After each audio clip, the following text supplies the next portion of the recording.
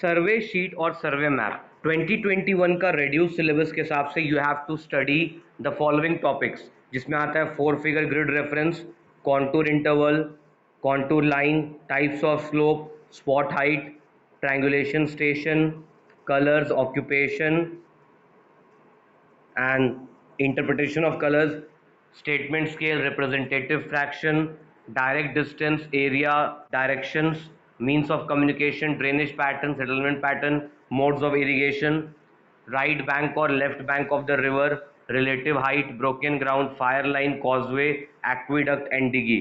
These topics ये आपके reduced syllabus के हिसाब से है. Okay, so now what is a survey sheet? A survey sheet or a survey map is a map which is made by the actual survey of the land. किसी भी area का actual सर्वे करने के बाद survey sheet is a map prepared by actual survey of the land.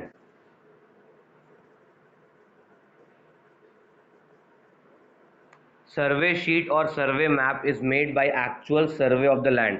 किसी भी जगह का जब एक्चुअली में जा करके सर्वे करते हैं, एक्चुअल में जाके सर्वे करते तो वहाँ का हर एक माइन्यूट डिटेल आपको पता रहता है.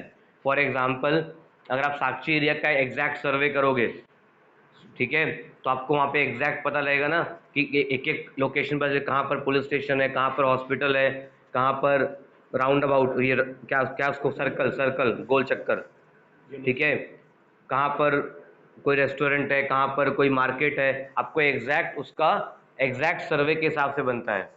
बेसिकली क्या होता है, Supreet, I do not have time for nonsense, ठीक है. तो एग्जैक्ट सर्वे के हिसाब से सर्वे शीट इज मेड. आपको बेसिकली जो सर्वे शीट दिया गया है वो दो मैप है, एक D10 और एक D7, D/10 एंड D/7. आप जो भी सर्वे शीट का मैप देखोगे तो वो आपको D/10 मिलेगा 40, या फिर आपको D/7 मिलेगा. ये जो सर्वे मैप है ये बेसिकली आपका राजस्थान एरिया के आसपास का, राजस्थान गुजरात बॉर्डर के जो आसपास के एरिया वहाँ का सर्वे मैप है. ओके, इसलिए आपको मोस्टली यहाँ पे विलेजेस मिलेगा, सैंड मिलेगा और वाटर कम मिलेगा. ये जनरली क्या होता है, रिमोट एरियाज़ का या फार अवे एरियाज़ का सर्वे शीट बनाना काफ़ी आसान होता है. ओके, एंड टाउन्स का सर्वे शीट बनाना बहुत मुश्किल है, बिकॉज टाउन्स में डेंसिटी ऑफ पॉपुलेशन बहुत ज़्यादा है. तो वहाँ पर टाउन्स का सर्वे शीट बनाना बहुत ही इम्पॉसिबल बन जाता है, बिकॉज बहुत सारा माइन्यूट डिटेल्स है. अगर आपको बोला जाएगा मुंबई का बनाइए, धारावी का बनाइए, इतना छोटा छोटा उसमें जगह है ना, परेशान हो जाइएगा आप, बनाना भी इम्पॉसिबल है. इसलिए आपको यहाँ पर दिया गया है एक स्मॉल एरिया, एक ऐसा लार्ज एरिया जहाँ पे स्कैटर्ड एरिया है.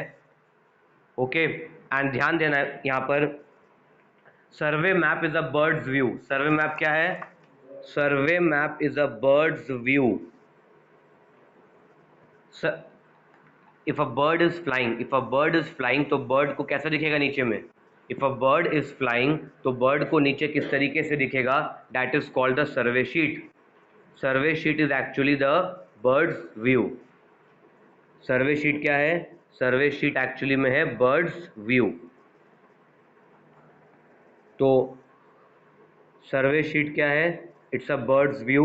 If a bird is flying तो उसको रिवर कैसा दिखेगा, बर्ड को रिवर एक सीधा लाइन दिखेगा ऊपर से, ठीक है. For example, when you are flying in aeroplane, आप अगर फ्लाइट में जा रहे हो, आपको नीचे बादल को छोड़ के देखना, आपको नीचे क्या दिखेगा, आपको small small small small boxes दिखेगा.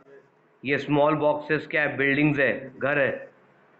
समझ में आया. एक आपको ऐसा लाइन, ब्लू लाइन दिखेगा तो वो क्या दिख रहा है, रिवर दिख रहा है. Clear.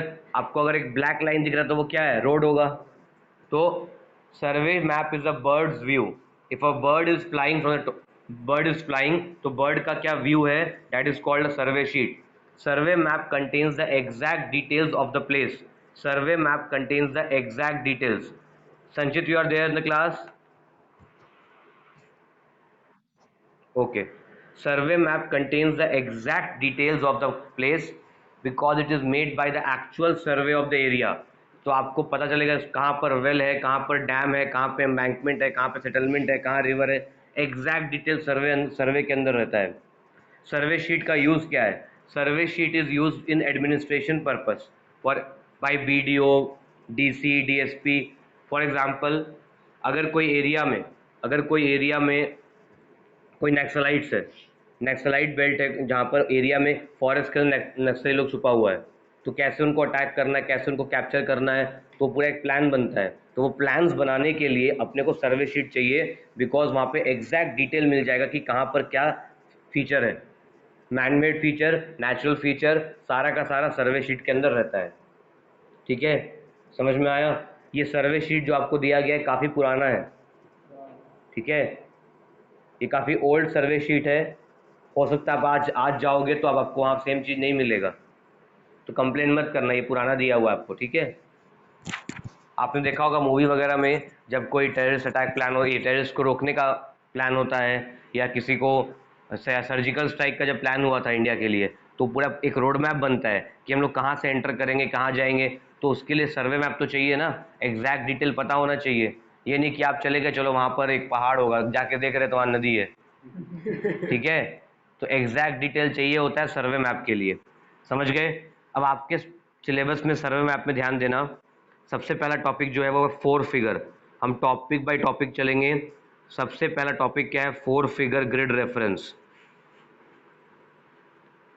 There are two type of lines. एक लाइंस को कहते हैं ईस्टिंग्स, एक को कहते हैं नॉर्दिंग्स। दो तरह के लाइन है, एक को कहते हैं ईस्टिंग, एक को कहते हैं नॉर्दिंग। जिसका नंबर ईस्ट की तरफ बढ़ रहा है,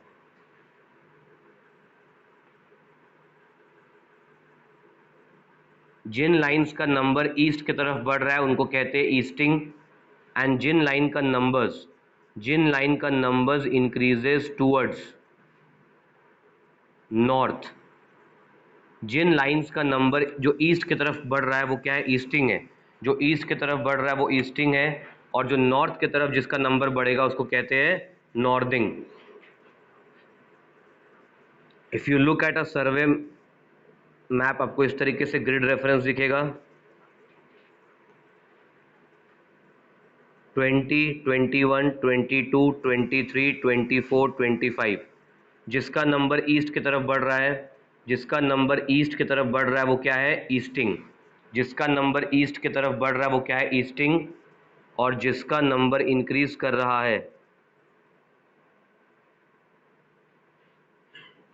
जिसका नंबर नॉर्थ की तरफ इंक्रीज कर रहा है वो क्या है? नॉर्दिंग। जो ईस्ट की तरफ इंक्रीज करेगा वो ईस्टिंग, जो नॉर्थ की तरफ इंक्रीज करेगा वो northing. Clear?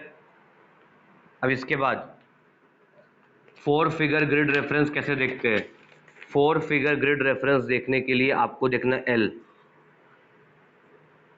When ever you are writing L, अब जब एल लिखते हैं तो क्या नीचे से कभी स्टार्ट करते हो? Whenever you are writing L you start from the top like this. तो जब भी आप लिखोगे फोर फिगर ग्रिड रेफरेंस तो पहले ईस्टिंग बाद में नॉर्दिंग। जब भी आप four figure grid reference use करोगे, जब भी आप four figure grid reference use करेंगे तो पहले ईस्टिंग फिर नॉर्दिंग। सपोज ये 90, 91, 92, 93 and 94। This is 81, 82, 83 and 84। You have a tree here. What is the four figure reference of the tree? What is the four figure reference of the T? 9283.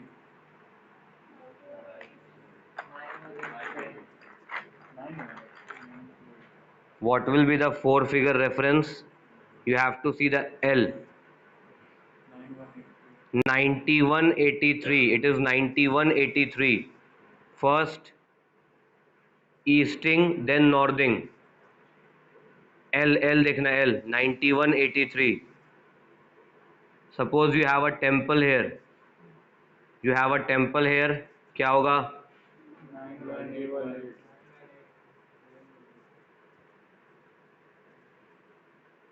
Temple 9181.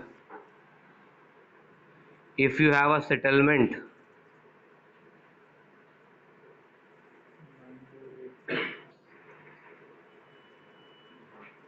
9282.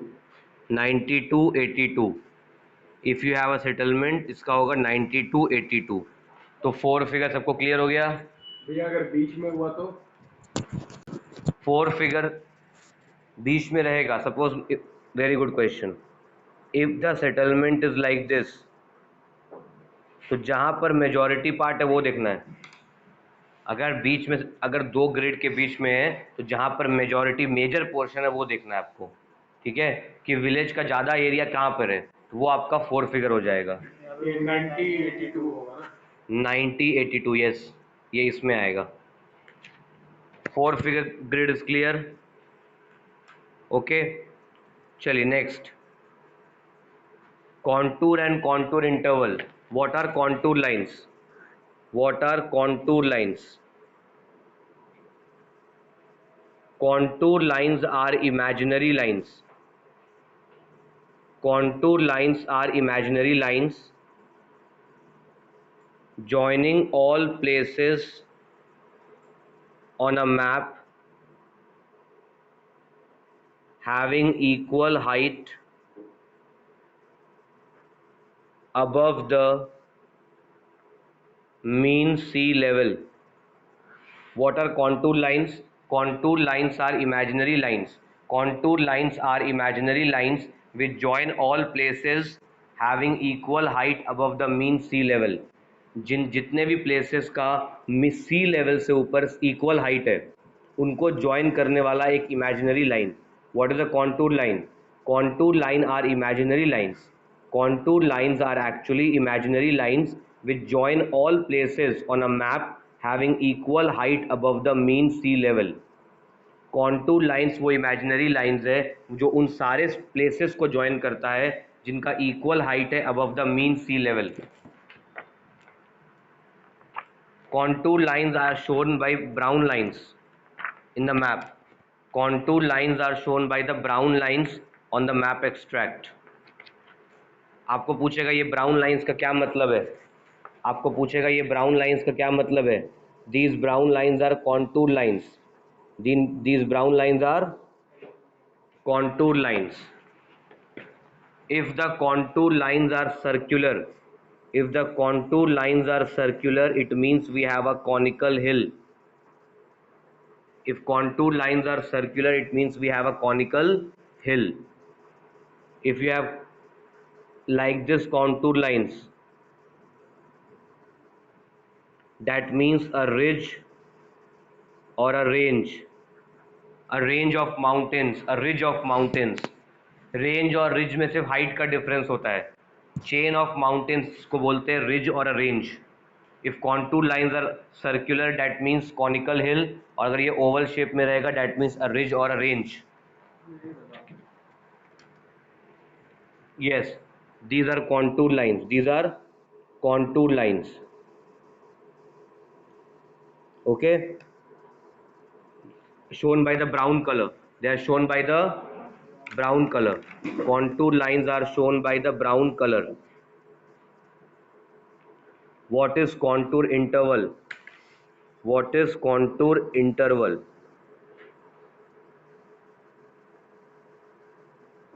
Contour interval is the difference in height between two consecutive contour lines.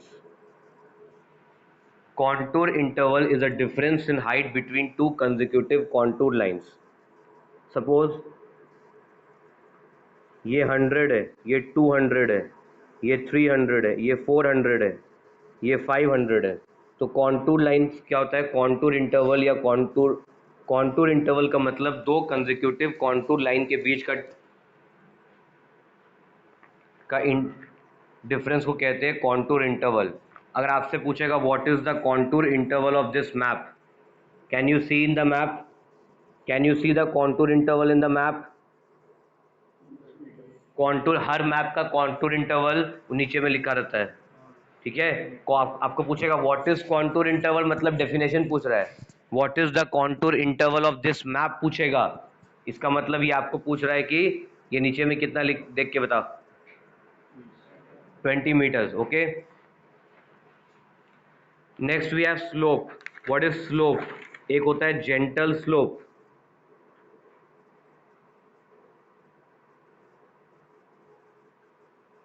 Gentle slope को आप easily आप चढ़ जाओगे ना. एक होता है steep slope. समझ में आया difference?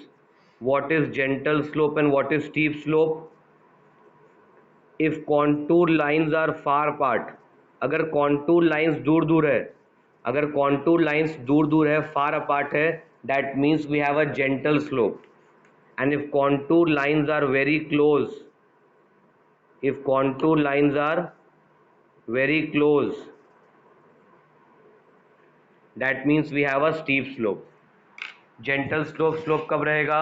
when contour lines are far away from each other, and when contour lines are very close to each other we have a steep slope. okay, तो contour lines का contour line के spacing पे depend करता है whether the slope is steep or gentle. contour line के spacing पे depend करता है slope steep है या gentle. clear?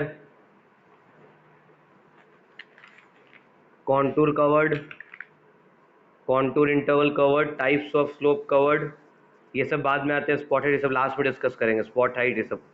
अब आते हैं कलर एंड ऑक्यूपेशन में. एक साइड में स्टीप है, एक साइड में जेंटल है, तो वो आपको नहीं पूछेगा. ठीक है,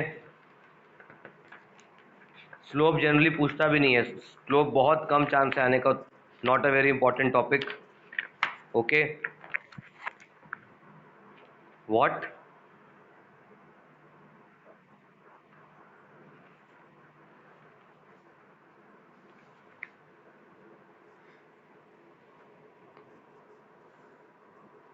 सी, आपको सिर्फ याद रखना है कॉन्टूर लाइन देख के कि क्या मतलब है. कॉन्टूर लाइन डिपिक्टिंग अ रिज. अगर रिज रहेगा, ये देखिए इस तरह का रहेगा तो क्या है ये? रिज. कॉन्टूर लाइन आपको इस तरह का दिख रहा है तो वो क्या है? रिज. ये होता है क्लिफ. क्लिफ, क्लिफ उतना नहीं पूछेगा. ये देखिए कॉनकेव स्लोप, ये कॉनकेव स्लोप है. लाइंस अगर बाहर की तरफ है, लाइंस अगर बाहर की तरफ कर्व हो रहा है, दिख रहा है? लाइंस अगर बाहर की तरफ कर्व हो रहा है तो वो क्या है? Concave slope. ठीक है, and this is convex slope. आपको सिर्फ इतना पूछेगा जेंटल है कि स्टीप है. ओके, स्लोप से उतना क्वेश्चन नहीं आता है. ये हिल, आपको ये पूछेगा ज्यादा से ज्यादा आइडेंटिफाई. क्वेश्चन क्या पूछेगा? Identify the structure indicated by circular contour lines on the right corner of the map. तो स्ट्रक्चर क्या है? Conical hill. समझ गए? जैसे सैडल, ये क्या है? Saddle. Basically they will ask you either about the conical hill और अबाउट द रिज और a range. Ridge and conical hill, ये दो इंपॉर्टेंट है. ठीक है, अब आगे आते हैं नेक्स्ट टॉपिक में.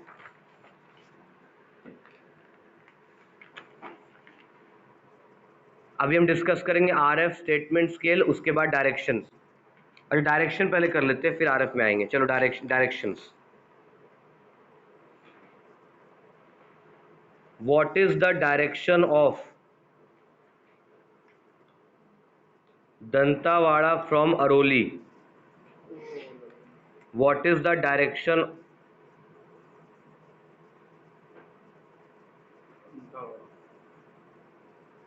This is Dantawada, this is Aroli. What is the direction? What is the direction of Dantawada from Aroli? तो आपको करना क्या है, ध्यान समझना. जहां फ्रॉम, जहां बोला है तो वहां पहुंच जाओ. Direction of Dantawada, direction of Dantawada from Aroli. तो आप अरोली पहुंच जाओ. अरोली पहुंच करके आप क्या करो, यहाँ पे नेवर ईट सैंडविच. जहां पर डायरेक्शन, जहां से बोला है फ्रॉम, जहां बोला है तो वहां पहुंच जाओ. एंड वहां जाके we will draw a line, इसको नॉर्थ लाइन बोलते हैं। क्या बोलते हैं? North line. ये सिंगल लाइन को बोलते हैं north line. What is the direction? Direction is north east. Direction is north east. Clear? Next, if I से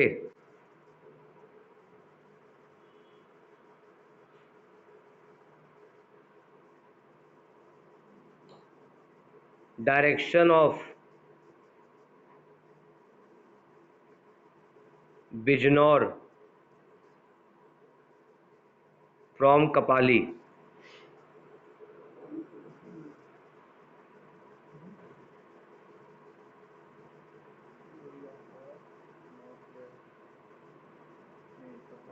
what is the direction of Bijnor from Kapali?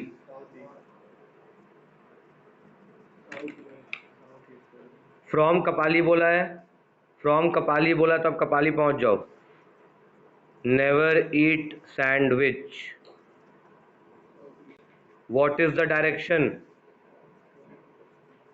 From Kapali. बहुत लोग north west भी बोला है, from Kapali बोला है, तो कपाली से देखना है आपको। Direction will be south east. Direction will be south east.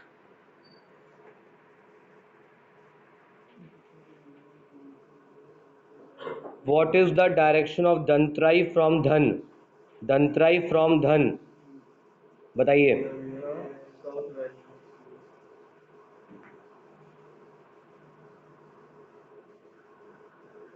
दंतराई from धन तो इधर है ना, south west. Correct answer is south west.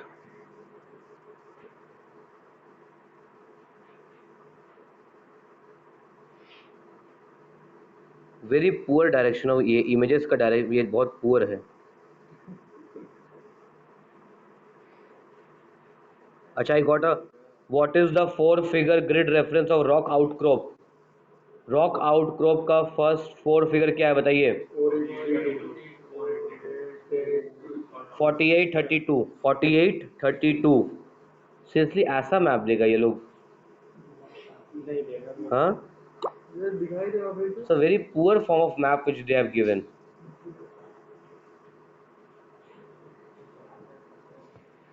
चलिए, तो डायरेक्शन क्लियर हो गया। अब आते हैं हम लोग RF and statement scale. Now see, whenever we are constructing a map, whenever we are constructing a map, so we are not going to draw the exact size. Map जो होता है वो कभी सेम साइज का नहीं बनता है। World map पूरे वर्ल्ड के साइज का नहीं बनेगा। जमशेदपुर का मैप जमशेदपुर के साइज का नहीं बनेगा। whenever you are drawing a map, so we are reducing the size. When I was asked to draw a map, हम क्या किए, मैप में अपना घर सबसे बड़ा बना दिए, अपना कोचिंग क्लास उससे थोड़ा सा छोटा बनाए, ठीक है, और स्टेट बैंक को छोटा बना, टाटा स्टील को छोटा बना दिए। ऐसा नहीं कर सकते ना। When you are drawing a map, that doesn't mean you can draw the size as per your convenience. Whenever we are drawing a map, we reduce the size, we reduce the size and the distance according to a particular scale. मतलब एक ratio में reduce करते हैं। जब भी reduce करते हैं एक रेशियो में रिड्यूस करते हैं, उस रेशियो कहते हैं हम लोग स्केल। बेसिकली 3 टाइप का स्केल होता है। एक होता है स्टेटमेंट स्केल, दूसरा है रिप्रेजेंटेटिव फ्रैक्शन, और तीसरा है ग्राफिकल स्केल। ग्राफिकल स्केल मत करना, नॉट दैट इम्पॉर्टेंट। आप ये 2 ही स्केल करके जाना, स्टेटमेंट स्केल और representative fraction. What is scale? Scale is the ratio between the map distance and same distance on ground. What is scale? Scale is the ratio between the map distance and the ground distance. Scale is the ratio between, scale is the ratio between the map distance and the ground distance. Scale is the ratio between the map distance and the ground distance. देखो scale क्या है, scale है ratio, scale है ratio between map distance and same distance on ground. For example I say 1 centimetre is equal to 2 kilometre, that means every 1 centimetre on map, every 1 centimeter on map is equal to 2 kilometer on ground. 1 centimeter is equal to 2 kilometer. 1 centimeter is equal to 2 kilometer. That means every 1 centimeter on the map, every 1 centimeter on the map is equal to 2 kilometers on the ground. ये क्या है, scale है। Map में हर 1 centimetre का मतलब होता है 2 kilometre. तो मैप में अगर कोई दो प्लेस के बीच का डिस्टेंस 10 सेंटीमीटर है तो एक्चुअल में कितना होगा, अगर मैप में कोई दो प्लेस के बीच का डिस्टेंस 10 सेंटीमीटर है तो एक्चुअल में कितना होगा, 20 किलोमीटर। तो scale is a ratio between the map distance and the ground distance. 1 centimetre is equal to 2 kilometre, this is called the statement scale. 1 centimetre is equal to 2 kilometre, ये क्या है, statement scale है। 1 centimetre equal to 2 kilometre, ये क्या हो गया, statement scale. 1 centimetre is 2 kilometre, 1 kilometre is 1000 metre, 1 kilometre is 1000 metre, तो 1000 into 100 1 lakh centimetre. 1 kilometre is equal to 1000 metre is equal to 1000 into 100 1 lakh centimetre. तो 1 centimetre is equal to 2 kilometre, यानी 2 lakh centimetre. तो 1 is to 2 lakh, this is representative fraction. Representative fraction is a ratio between the distance on map to same distance measured on the ground. Clear? समझ में आया? Representative fraction क्या है? Ratio between the distance of map and the distance on the ground. आपसे पूछेगा what is the representative fraction of the map? Map का representative fraction क्या है? तो यहाँ पर आपको दिख रहा है RF is always given, और ये ग्राफिकल स्केल बना हुआ रहता है। R F is equal to 1:50,000। R F क्या है, 1:50,000, सॉरी 1:50, हाँ ठीक है, 1:50,000। तो R F of this map is 1:50,000। How will you convert this R F, how will you convert this R F? RF of the map is 1:50,000. How will you convert this RF into statement scale?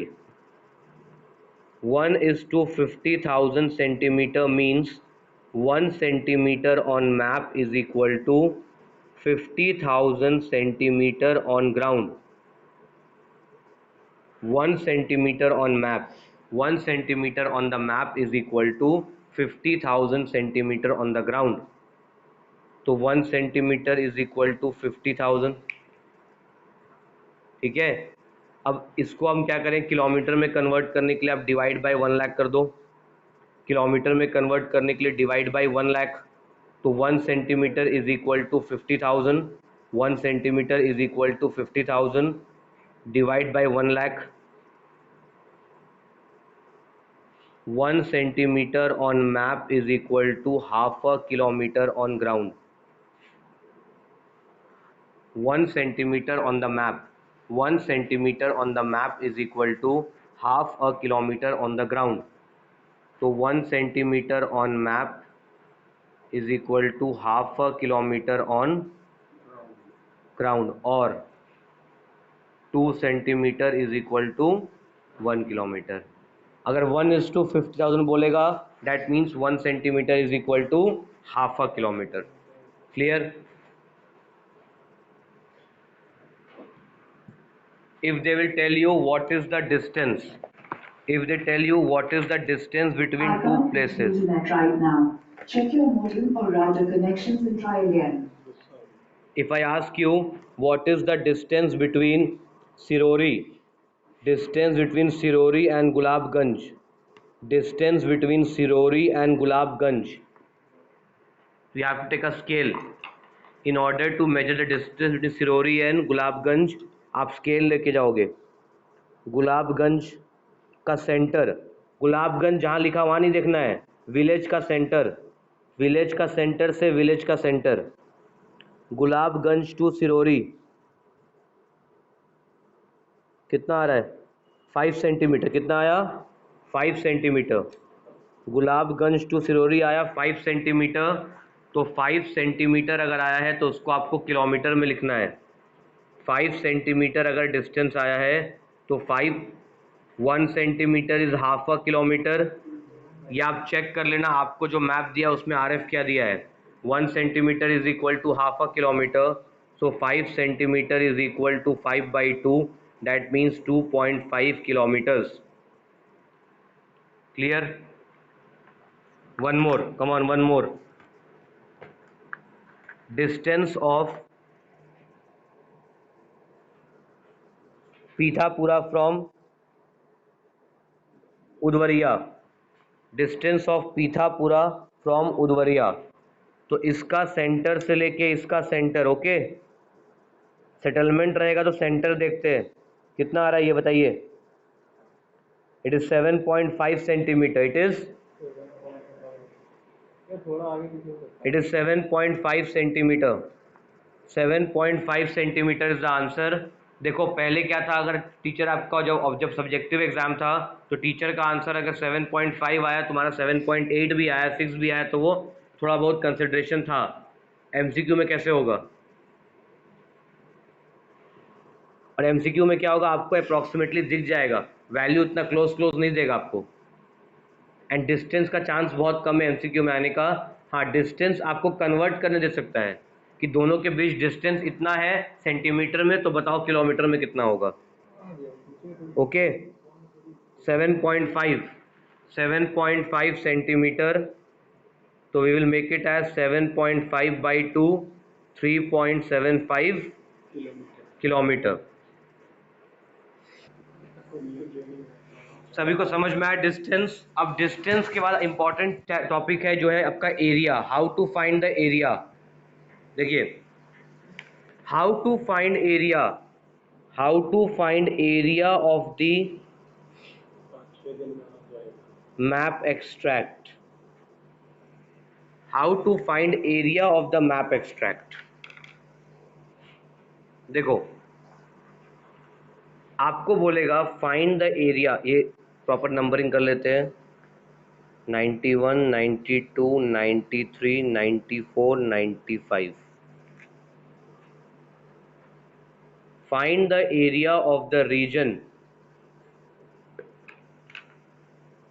between eastings 81 and 84 and northings 92 and 94।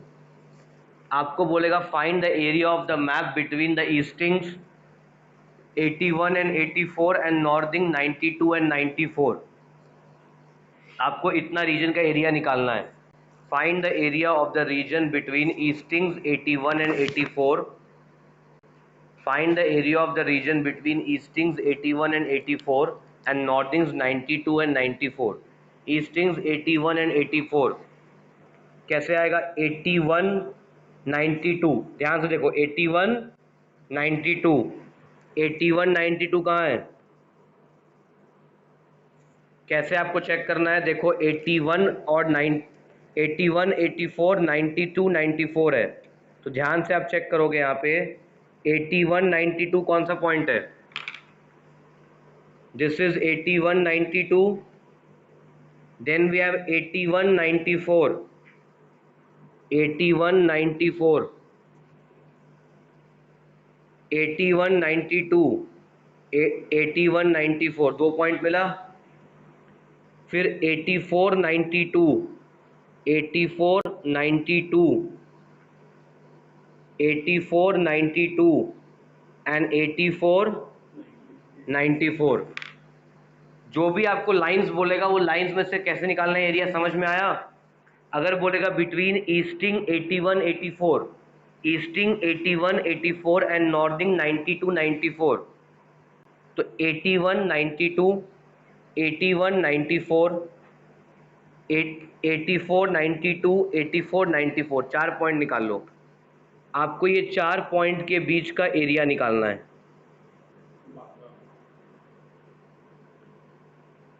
Remember, one box is 2 centimeter, one box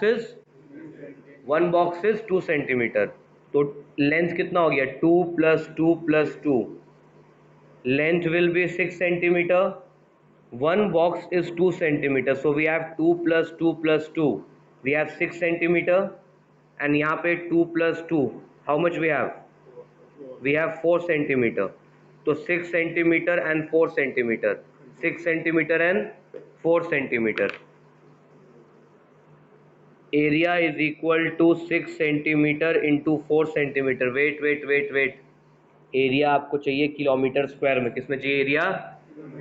तो 6 centimetre का मतलब हो जाएगा 6/2 kilometre, because 1 centimetre is half a kilometre, तो 6 centimetre मतलब 6/2 kilometre, और 4 centimetre मतलब 4/2 kilometre.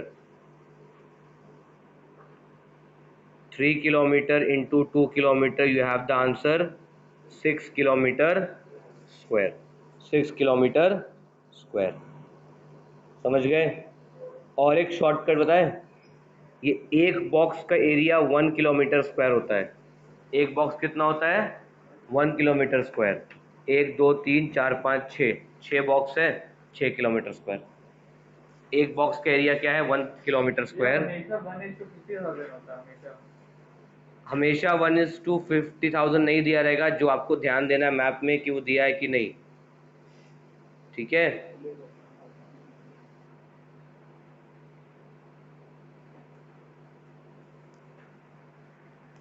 Understood everyone? Area वाला भेज दो भाई का message.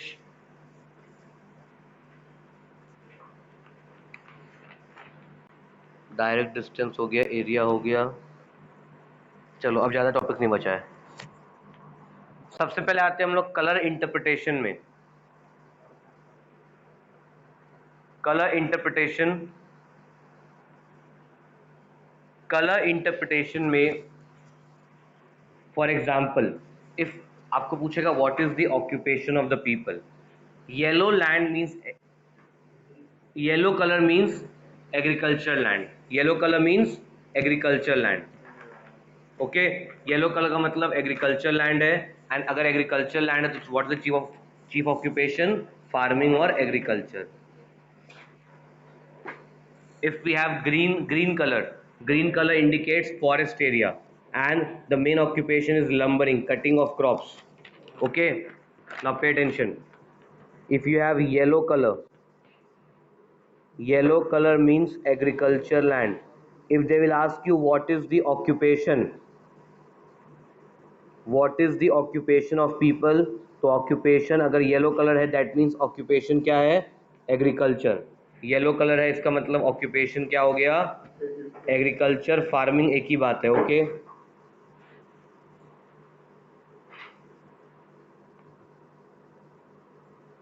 If you have green colour indicates forest land, green color will indicate forest land. If we have green color, that means it is forest land. And what is the main occupation? The occupation is lumbering, not hunting. Hunting is not an occupation, hunting is illegal, ठीक है? Main occupation क्या है? Lumbering, cutting of rocks, sorry cutting of logs, लकड़ी काटना।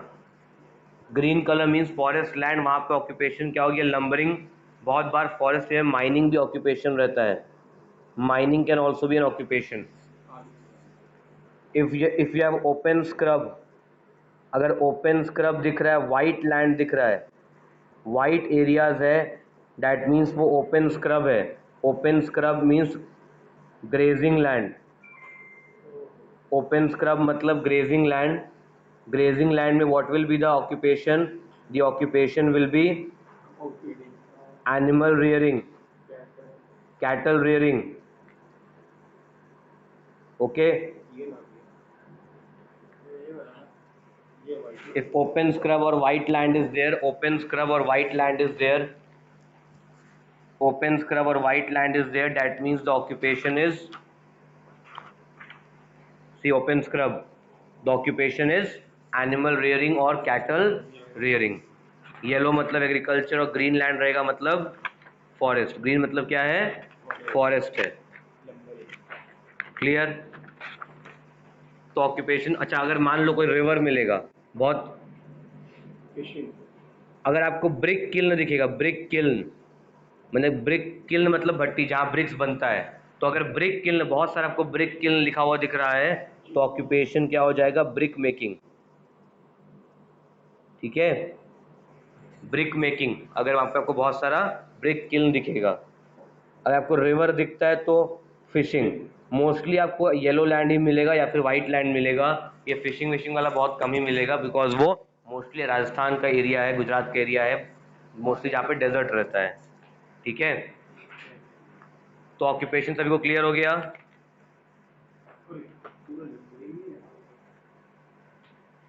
Next है means of transport. Means of, stone quarry है तो mining, stone quarry रहेगा तो mining is the occupation. If you have stone quarry then means the occupation is mining. ठीक है. Means of communication, means of communication या फिर means of transport. Transport आपको पूछेगा तो मीन्स ऑफ ट्रांसपोर्ट मोस्टली आपको रेड लाइंस दिखेगा. Mostly you will find red lines on the map extract. तो रेड लाइंस का मतलब क्या है? Cart tracks.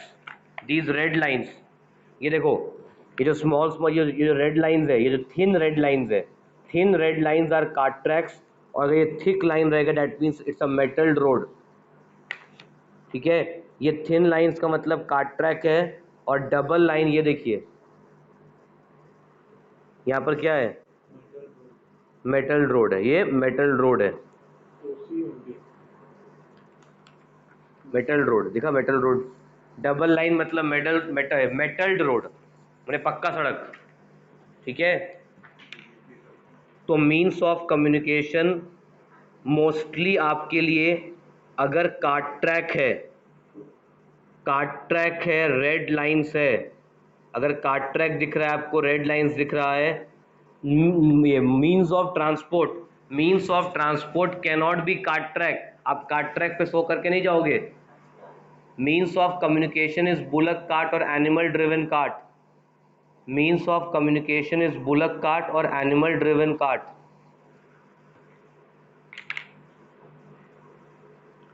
Bullock cart, horse cart, animal driven cart.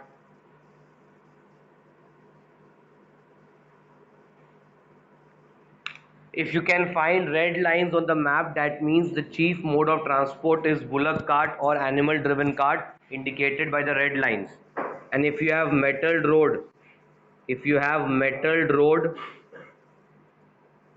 तो मेटल्ड रोड है तो इसका मतलब है कि कम्युनिकेशन का मीन्स क्या है? Automobiles, car, bike, scooter etcetera. Clear? Automobiles. Next, whenever you find PO means post office, PS means police station, RS is railway station. Then you also have telegraph line. Telegraph line is also a mode of communication. Telegraph line पहले होता था, आजकल तो ये WhatsApp वगैरह के ज़माने में, आजकल का सर्वे बनेगा तो मोबाइल टावर निकलेगा उसमें. ठीक है, समझ में आया? टेलीग्राफ लाइन पहले होता था कि किसी को अगर बहुत क्विक मैसेज भेजना तो टेलीग्राफ के थ्रू, टेलीग्राम जिसको बोलते थे, टेलीग्राम. आज वाला टेलीग्राम नहीं, पहले टेलीग्राम अलग था. ठीक है,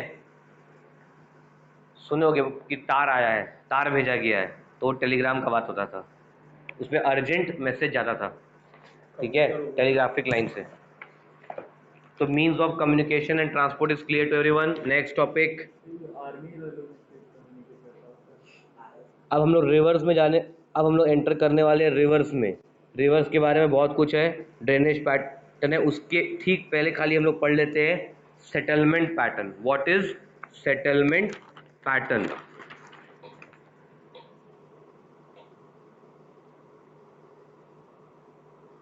सेटलमेंट पैटर्न अलग अलग टाइप का है। If the huts are very close to each other, huts are very close to each other, it is called nucleated settlement pattern. If the huts are very close to each other, ठीक है, if the huts slums, basically slum area में, ठीक है, जहाँ पे houses are very close to each other, it is called nucleated. Now settlement pattern एक आपका होगा न्यूक्लिएटेड में क्या होगा, बहुत क्लोज रहेगा। When the huts and settlements are very close to each other, it is called nucleated. When they are very far, दूर दूर में रहेगा तो क्या बोलेंगे इसको हम लोग, स्कैटर्ड और डिस्पर्स्ड।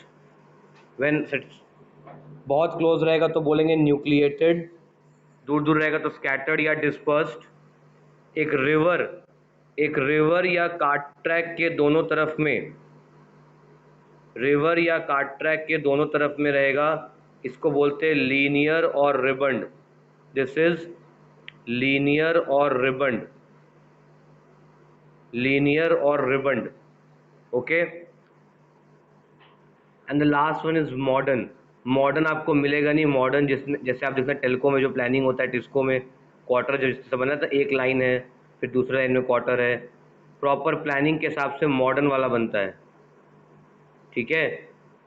जितना भी किसी भी टाउन का पॉश एरिया में जाओ, आपको वहाँ पे मॉडर्न प्लानिंग दिख जाएगा, ठीक है। तो मॉडर्न आपको यहाँ पे नहीं मिलेगा कहीं पे भी, बिकॉज ये मोस्टली विलेज एरियाज है, तो modern you will not be able to find. Clear? तो समझ में आ गया आपको? 4 पैटर्न है सेटलमेंट का, न्यूक्लिएटेड, स्कैटर्ड और डिस्पर्स्ड एंड लीनियर और रिबन्ड। उसके बाद टॉपिक आता है mode of irrigation. What is the mode of irrigation? तो मोड ऑफ इरिगेशन में आपको देखना, या तो कोई आपको रिवर मिलेगा, मोड ऑफ इरिगेशन में या तो कोई रिवर मिलेगा, और अगर रिवर नहीं है मोड ऑफ इरिगेशन में, या तो कोई रिवर मिलेगा, रिवर जो पेरेनियल हो। What do you mean by perennial? Perennial का मतलब which will have water throughout the year. Perennial means it will have water throughout the year. आपको ये पूरा रिवर ब्लैक दिखेगा और बीच में एक ब्लू लाइन दिखेगा। पूरा रिवर आपको अगर ब्लैक दिखता है और एक सेंटर में आपको सिर्फ ब्लू लाइन दिख रहा है,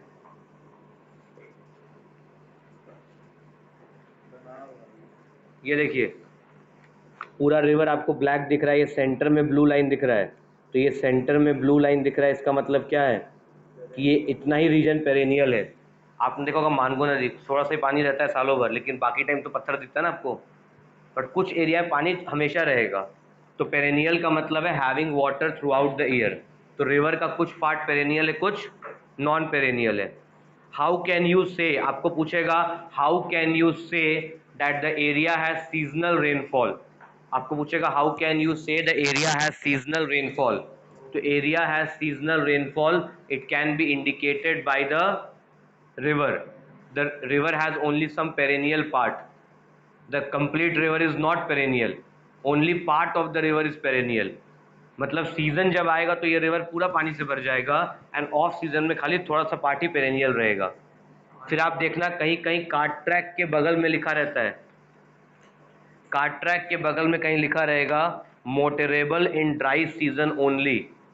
cart track motorable in dry season. So that means if it is written like cart track motorable in dry season, that means you can drive only in the dry season, because rainy season में यहाँ पे तो water रहेगा, okay। So the evidence to show that the area has seasonal rainfall, cart track is motorable in dry season only, and the river is non-perennial। समझ गए? दूसरा आता है आपका यहाँ पे वेल, ये ब्लू डॉट्स आपको दिखेगा, ब्लू डॉट्स, ये ब्लू डॉट्स का मतलब क्या है, वेल्स, लाइंड पेरेनियल वेल्स। ये ब्लू डॉट्स क्या है, ब्लू डॉट्स आपको मिल जाएगा lined perennial wells. Blue dots are lined perennial wells and black dots, if there are black dots, black dots का मतलब क्या है, non perennial, non perennial well.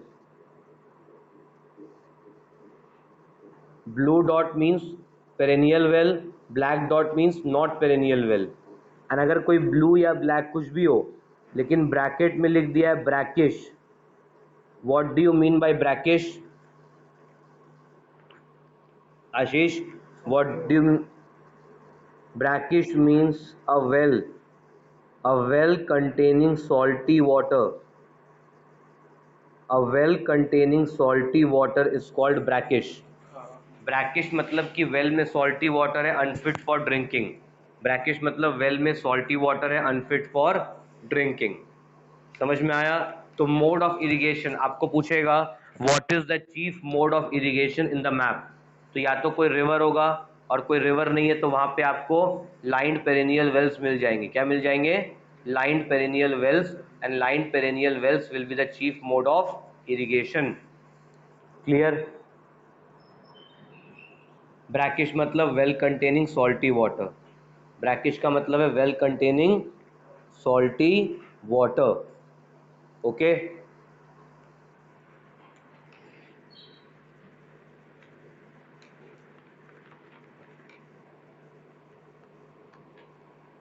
Now relative height क्या होता है? Relative height, what is, mode of irrigation हो गया, settlement हो गया, ड्रेनेज बचा भी, what is relative height? See, normally geography में जितना भी हाइट मेजर करते हैं वो मीन सी लेवल से मेजर करते हैं। एक माउंटेन का हाइट कितना है वो मीन सी लेवल से मेजर करते हैं। बट अगर आप सी लेवल से मेजर नहीं करोगे, सिर्फ टॉप टू बॉटम देखोगे, that is called the relative height.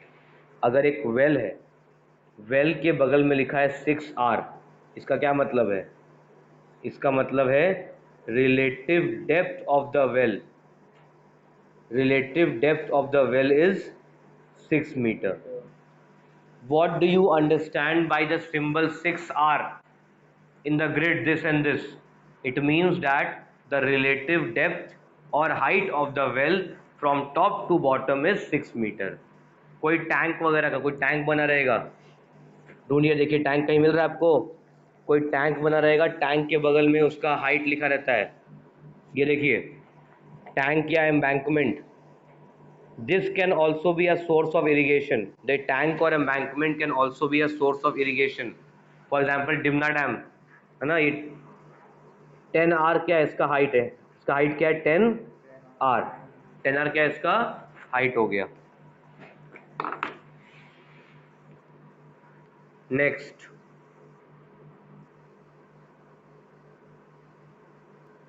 Drainage pattern. Drainage pattern का मतलब है रिवर किस तरीके, एक होता है मेन रिवर, एक होता है ट्रिब्यूटरी रिवर। मेन रिवर को ज्वाइन करता है tributary reverse, tributary reverse join the main river, and वो किस तरीके से ज्वाइन कर रहा है, that is called drainage pattern, that is called drainage pattern. If the reverse will join like the branches of a tree, rivers are going to join like the branch of a tree, it is called dendritic। Rivers will join like the branch of a tree, it is called dendritic। If rivers will join at right angles, if rivers are joining at right angles, it is called trellis, it is called trellis, dendritic trellis। Branch of a tree कैसा निकलेगा, तो dendritic है, और अगर 90 degree angle बनाएगा तो क्या है वो, ट्रेलिस। उसके बाद क्या है, रेडियल। अगर एक हिल से चारों तरफ रिवर निकल रहा है, it is called radial drainage pattern, radial drainage pattern. how the tributary river are joining the main river, it is called the drainage pattern. It is called drainage pattern. Okay, ये radial हो गया, dendritic हो गया, trellis हो गया. उसके बाद एक और है,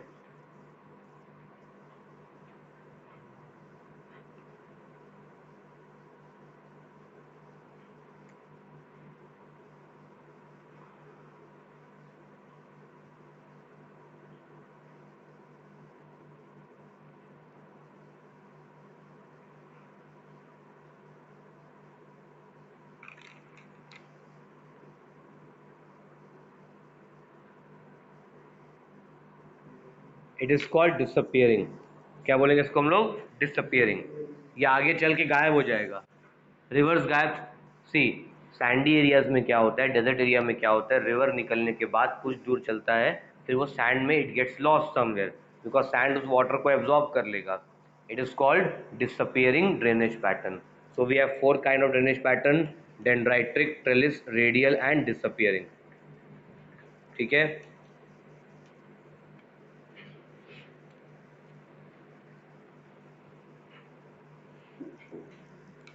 अब आगे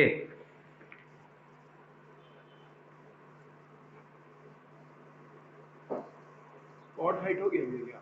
देखिए, अब आपको ये पूछेगा रिवर का राइट बैंक या लेफ्ट बैंक. राइट बैंक या लेफ्ट बैंक देखने के लिए आपको क्या करना है, रिवर को इस तरीके से टर्न करो कि रिवर आपसे दूर जा रहा है. Okay.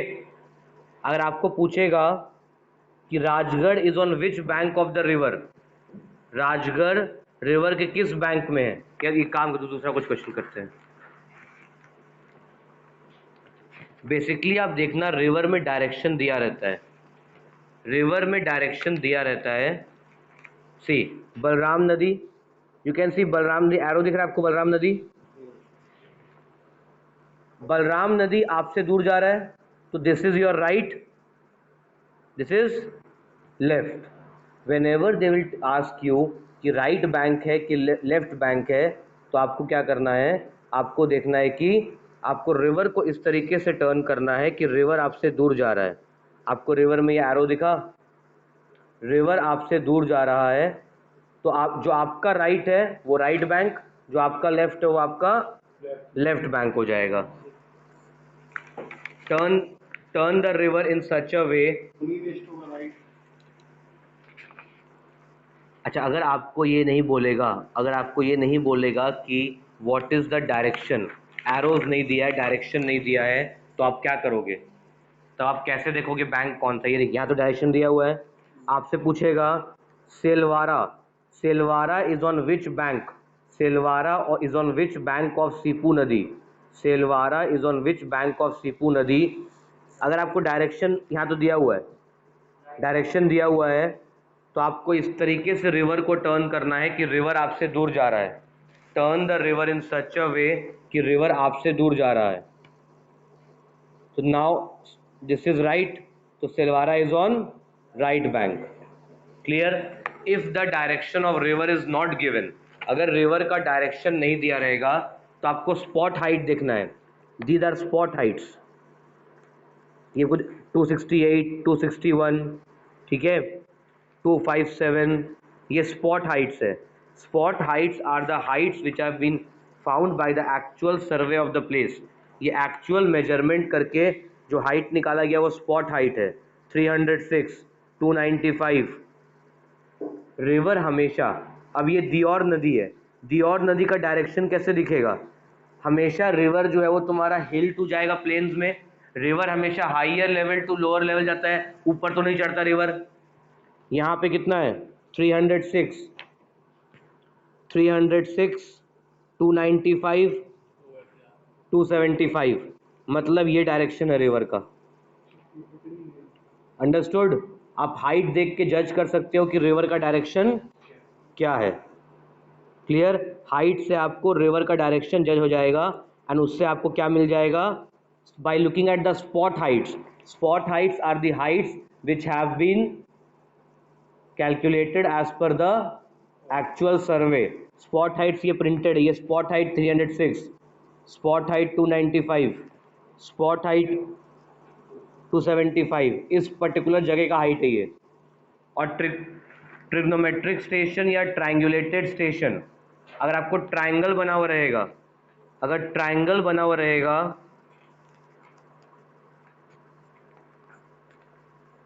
that is called trigonometric station. Just a second.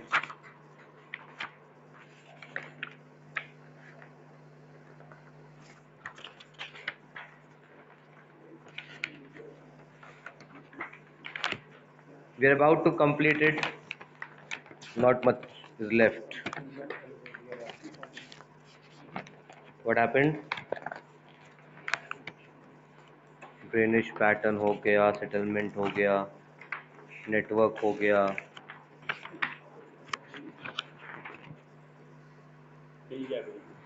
See, triangulated station are point on the earth's surface which are used for triangulation. A triangulation survey is a survey in which the area to be surveyed is divided into triangles.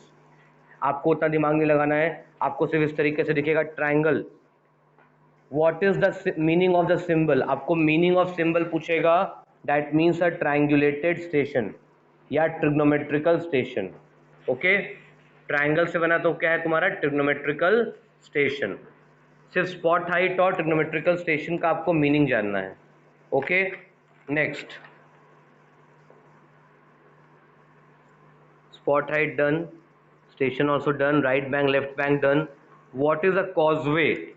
A causeway is a raised metal road across a minor stream. What is a causeway? causeway का मतलब होता है raised metal road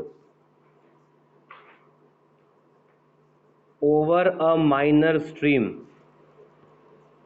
वहां पर causeway आपको map में लिखा हुआ दिखेगा। कॉजवे का मतलब क्या है? सपोज एक माइनर स्ट्रीम है, छोटा सा कोई स्ट्रीम है, बेसिकली वो जो क्या कहते हैं, कोई छोटा मोटा रिवर आ गया, कोई छोटा सा स्ट्रीम आ गया, माइनर स्ट्रीम आ गया। अब it's a raised metal road across a minor stream. वो नाला, नाला के ऊपर का ब्रिज, ये आप लोग ठीक समझ गए। माइनर स्ट्रीम नहीं समझ रहा है, नाला बोलने सब समझ गया। ठीक है, clear? A raised metal road over a minor stream. ठीक है, समझ में आया? It is called a causeway, it's called a causeway. वहां पे लिखा रहेगा कॉजवे, दिखाइए कहां पे लिखा हुआ है कॉजवे, मिला? मैप के अंदर देखिए कॉजवे लिखा रहेगा, causeway, causeway. Okay, next we have broken ground. Broken ground is a highly eroded land. Broken ground is a highly eroded land caused by alternate wet and dry period. ये देखिए, river के आसपास आपको इस तरीके का एरिया मिलेगा। Broken ground का मतलब हो गया highly eroded land. Broken ground का मतलब रिवर के आपको आसपास दिखेगा इस तरीके का lines, highly eroded land. See, due to alternate wet and dry season, कभी बहुत बारिश हो रहा है तो पूरा रिवर भर जाएगा। Due to alternate wet and dry season the area across the river, river के आसपास का जो एरिया है उसमें बहुत ज़्यादा इरोजन होगा, कभी वाटर पूरा आ जाएगा, कभी वाटर चला जाएगा। Due to heavy erosion the areas around the minor streams gets heavily eroded, it is called broken ground, it is called broken ground. What are form lines? Form lines are the broken line running in direction of contour. Broken lines running in the direction of contour are called, broken contour lines रहेगा तो उसको बोलेंगे form lines। अगर broken contour line है तो वो क्या है? form lines। See, they are not as accurate as contour and are based on observation only. Brown dotted lines का मतलब फॉर्म लाइंस है। बस आपको इतना पूछेगा ब्राउन डॉटेड लाइंस क्या है, तो वो फॉर्म लाइंस है। ब्राउन लाइंस है तो कॉन्टूर है, ब्राउन डॉटेड लाइन है तो वो क्या है? Form lines. Brown dotted lines are form lines. Now what is fire line? Fire line का मतलब क्या होता है? पहले तो फॉर्म लाइंस का मतलब हो गया ब्रोकन कॉन्टूर लाइंस, ठीक है, ब्राउन कलर में. Fire line is a cleared area in a forest. Fire line is a cleared area in a forest to prevent forest fires. जंगल में आग बहुत तेजी से फैलता है बच्चों. तो क्या होता है, जंगल में आग बहुत तेजी से फैल सकता है, इसीलिए क्या करते हैं, टू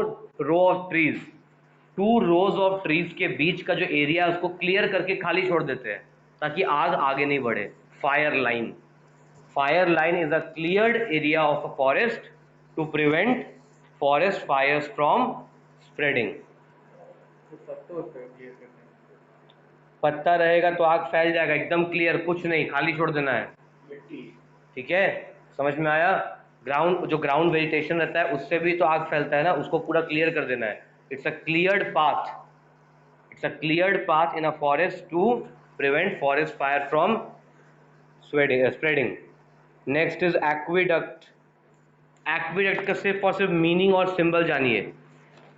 ये मीनिंग और सिंबल वाला चार्ट आपको पढ़ना है अच्छे से. Okay, aqueduct is a artificial pipeline use for carrying water. Aqueduct क्या है? Artificial pipeline use for carrying water. ये आपको डॉटेड कलर का ब्लू सिंबल दिखेगा तो वो क्या है? एक्विडक्ट. डॉटेड कलर का ब्लू सिंबल दिखेगा तो वो क्या है? Aqueduct. It's a pipeline use for carrying water. अरे शहरों में नहीं होता पाइपलाइन, आजकल गांव में पहुंच रहा है. ठीक है, एक्विडक्ट लाइक क्या है?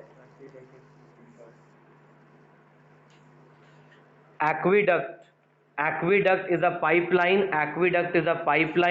carrying water. And what is diggy? Diggy means a man-made feature, water tank. Aqueduct means pipeline carrying water. And what is a diggy? Show me the book. Diggy is a man-made feature. कहीं दिया है book में आपका Diggy? Don't think so given.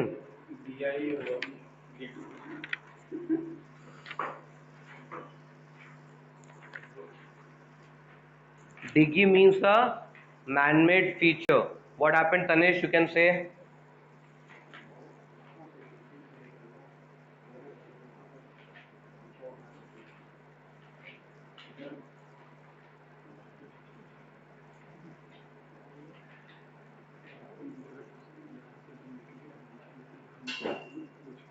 Page 20 में. I don't know which book you are following, Tanesh. How would I get to know?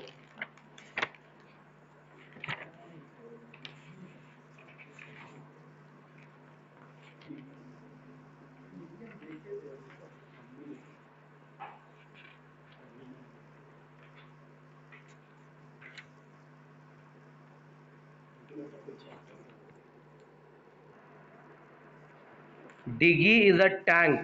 Diggy is a tank which is used for collection of water. Okay, diggy is a tank which is used for collection of water. मैंने आपको basically सारा concept समझा दिया जो आपके syllabus के अंदर था. एंड आपको क्या करना है, बेसिकली क्या करोगे आप, सारा जो 10 क्वेश्चन है उसको सॉल्व करना, 10 ईयर्स का स्पेसिमेन सॉल्व कर लेना. एंड यही आपका सिलेबस है, जितना टॉपिक मैंने लिखा है. अपार्ट फ्रॉम दैट सिंबल कुछ भी पूछ सकता है, तो इसके अलावा जितना भी सिंबल आपको मैप में दिख रहा है, सिंबल्स को जरूर लर्न करके जाइएगा. ठीक है, that's it for today. Bye bye, thank you.